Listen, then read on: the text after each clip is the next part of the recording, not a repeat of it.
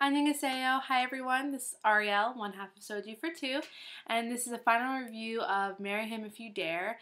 And I wanted to make this for a little while. I'm sorry the final episode came out last week, so let me tell you about the main actors. So we have Eun-hye plays Namide, and she's the main character. We've seen her before. She was in Coffee Prince. She was in Take Care of the Young Lady. We love her. She was in Miss You, which is Marsha's favorite drama. Lee Dong-gun plays Kim Shin, and he was in a drama, Sweet 18. He was in a lot of things, but he's a little bit older actor. And by older, I mean like 34. But I really loved him in this.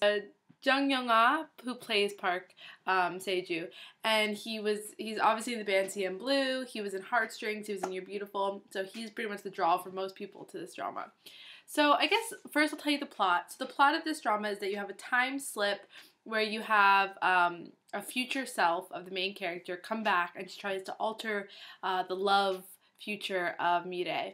And there's sort of a lot of plot twists. There might be a few spoilers in here, so if you don't want to know what's going to happen, don't listen. But the idea is that she's sort of in this love triangle with these two great guys, and you know, we don't really ever know how it ends up for her. And I think that's kind of wonderful about this drama, is that it's about destiny, but we don't really know what her destiny is, which I really liked about that, but a lot of fans had a big complaint about. So before that, we'll talk about bad guy turn good. So obviously Kim Shin is the bad guy turn good.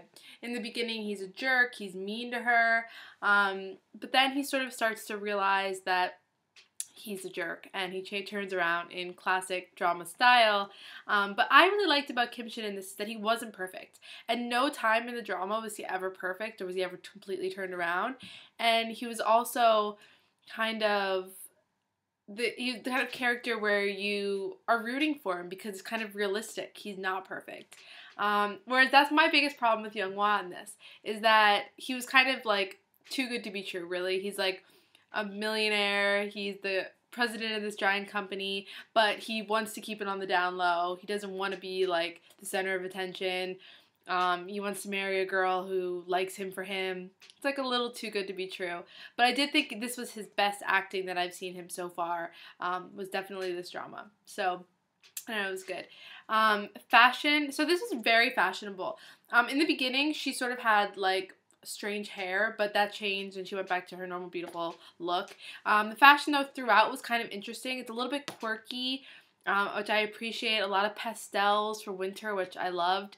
And she's always beautiful and always pushes the envelope with fashion, so I really appreciate that with her as an actress. Music. So the theme song was pretty cute, but it wasn't a musical show, even though we have Young-hwa in it. And also, maybe that's why I liked it. Because unlike Heartstrings or You're Beautiful, I liked that it wasn't a musical line and he was just acting. And I feel like he did a really good job without the music side of things. Misunderstanding. So basically the misunderstanding is about their destinies and what she knows about them and all of that stuff. And I don't know, I don't think the misunderstanding was actually that big. I think it ended up being, I think it ended up being more about her than about the destiny, which I really liked about it. Love triangle was definitely there. This one had a good love triangle, even though there was no action whatsoever. I don't think there was a kiss in this entire drama. There might have been like a back hug. Maybe at the end there was a back hug, but for an adult drama, and it felt like an adult drama, like it was more mature, you know, the feeling of it didn't feel like a high school drama. There was absolutely no action, so take that as you will. So here's the part where it's a bit of a spoiler about the ending, and so don't listen. So the ending, they chose to not have her, you know, we don't know who she ends up with. And I liked that. And I know a lot of people hated it and felt like the ending was like a big letdown, but it reminded me of the drama Soulmate.